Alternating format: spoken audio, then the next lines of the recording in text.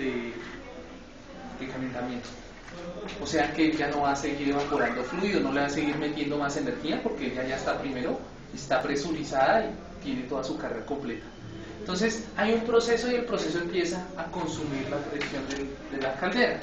Va a llegar un punto donde ella llegue y se baja y pues automáticamente ve en el manómetro que se bajó la presión y otra vez dispara el quemador y empieza a calentar. Pero en esos ciclos que ella está generando pueden haber variaciones. ¿Por qué? Porque cuando llega tienen un distribuidor de vapor. Exacto, de que acá llega de la caldera y esta es la caldera, ¿cierto? Al distribuidor y el distribuidor pues va a salir a los diferentes procesos. Mientras ella carga y descarga, acá puede haber una variación en la entrada y si hay variación en la entrada, en la salida pues también puede haber variación. Entonces realmente todos los procesos no son estables, son inestables, pero pues uno los asume como estables, ¿no es cierto? Pues para la facilidad de los cálculos. ¿Listo? Entonces básicamente eso. Los aislados, estos son bastante importantes, o sea, no hay intercambio ni de masa, ni de calor, ni absolutamente nada, está aislado, ¿sí? Puede haber trabajo, pero el trabajo que se está generando puede ser el trabajo de flujo. Algo importante con eso que estoy hablando.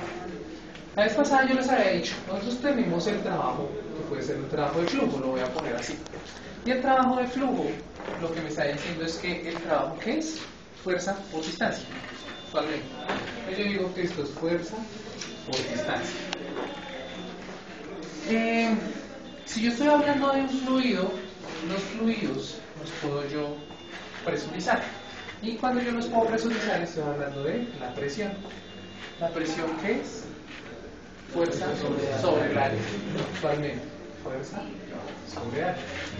Entonces, pues cuando yo cojo esta presión y despejo esa fuerza, me daría que la fuerza esto está dividiendo, pasa a multiplicar, me quedaría la presión por el área. Entonces voy, cojo esto y lo reemplazo acá en el trabajo. Y entonces, el trabajo sería igual a ¿qué? A la fuerza, que sería la presión por el área, por la distancia. Pero el área por la distancia es lo que nosotros conocemos como un volumen. O sea que realmente el trabajo sería igual a la presión por el volumen. Y eso era lo que nosotros denominamos como el trabajo de flujo. ¿Sí? Ya después nosotros decíamos, pero puede estar con respecto a la masa. Entonces, como lo que decíamos en la clase pasada, el volumen es igual a metros cúbicos y podría ser un volumen específico que sería metros cúbicos por kilogramos, y esto podríamos decir que el volumen específico era 1 sobre la densidad. Y de ahí era donde nosotros podríamos despejar todo.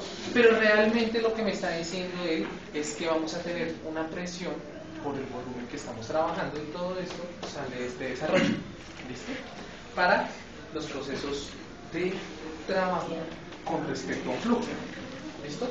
Entonces, los aislados. Los adiabáticos son sistemas, por ejemplo, en los cuales la transferencia de calor es cero. ¿Qué significa eso? Por ejemplo, en un intercambiador yo lo puedo aislar, ¿cierto? Y si yo lo estoy aislando, yo le estoy metiendo, por ejemplo, un fluido caliente, realmente van a haber pérdidas, ¿no es cierto?, por ese calentamiento. Pero casi siempre se toma ideal, y ese aislamiento lo que me está diciendo es que el sistema no va a hacer transferencia de calor por el medio. ¿Listo? Pues básicamente igual pues vamos a trabajar cada uno de ellos. Y los isentrópicos es bastante importante porque esto lo vamos a trabajar es en los procesos nosotros que veamos termodinámicos. Entonces vamos a ver el ciclo Rankine, el ciclo tal. Entonces en esos tipos de ciclos van a haber una serie de equipos. Todos estos equipos tenemos que ver cómo están trabajando. Entonces lo que hablábamos en una clase, calderas y condensadores se comportan como intercambiadores de calor. Y esos intercambiadores de calor, pues lo que van a hacer es lo que es intercambio de calor. Diferente a una turbina o a una bomba, ¿cierto? Ellas o necesitan calor o están retirando necesitan trabajo o están retirando trabajo, ¿cierto? Pero básicamente unas trabajan con trabajo, otros trabajan con calor. Por eso es que en el balance de energía nosotros decimos que el calor menos el trabajo es igual a unas propiedades que va a tener, ¿no es cierto?, cada uno de los elementos que tengamos en el volumen de control. Listo. Esto es como para que estemos enterados, porque una vez ya entendamos todas las propiedades, ¿no es cierto?, vamos a tener en cuenta algo que van a ser ya todos los balances de energía. ¿Por qué hago referencia a esto? Fíjense que cuando estaban haciendo los balances en ciclos abiertos a flujo estable, ellos llegaban y decían, bueno, tengo un tanque, ¿no es cierto? Por acá hay una entrada de masa, acá hay una salida de masa, puede ser un flujo de masa. Y lo que me decían era que si ese flujo de masa, porque tienen condiciones al comienzo de presión y de volumen, y acá, ¿cierto? Porque va a entrar esto, puede ser que acá salga mayor volumen o menor volumen, presión 2 y volumen 2, y vamos a tener algo en el balance de energía, ¿no es cierto?, que era un trabajo de flujo. Esto es lo que se conoce como el trabajo de flujo. ¿Por qué? Porque está la presión y el volumen.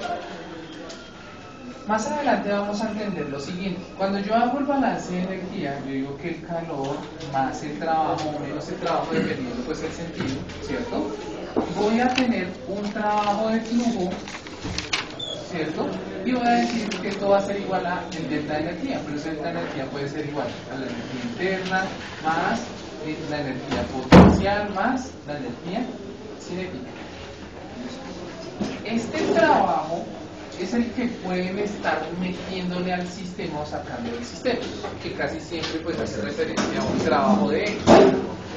Esto, al ser un trabajo de flujo, no tenemos en cuenta como presión por volumen.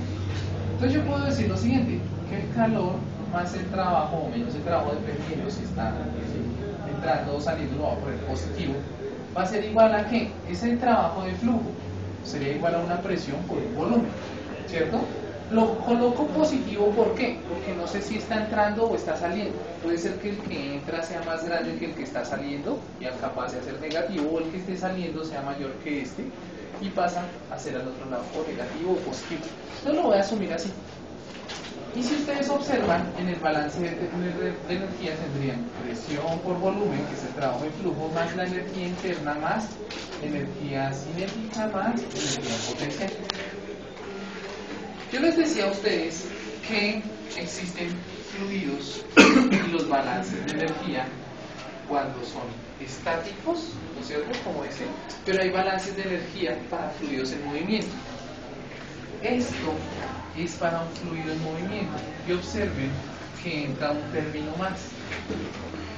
¿Sí? O sea, para los fluidos estáticos hay 3 elementos en el balance de energía. Para los fluidos en movimiento ya aparece uno más, que es el trabajo de flujo, que es de lo que entra a Isaac. Esto tiene un nombre de una propiedad, y es lo que llaman la entalpía. Entalpía.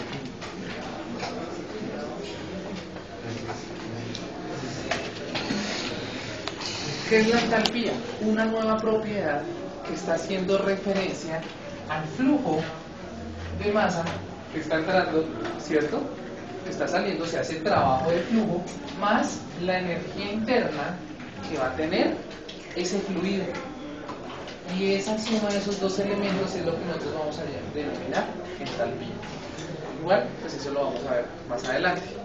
Si nosotros hacemos la suma de presión y volumen, nosotros la hacíamos la vez pasada y nos daban joules, ¿no es cierto? Recordemos la presión, newton sobre metro cuadrado por volumen, metros cúbicos, se van newton por metro y estos son joules. Y la energía interna también puede estar dada en términos de joules, casi siempre como está con respecto a la masa. Entonces nosotros podemos hacer la variación que esto puede ser el volumen específico.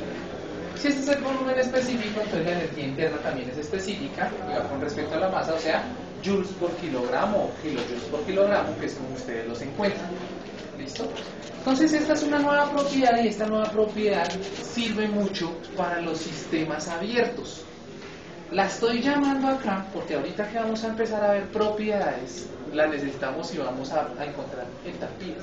¿Y qué es una entalpía? Entonces, es básicamente eso. Es el trabajo de flujo que está generando un fluido más su energía interna.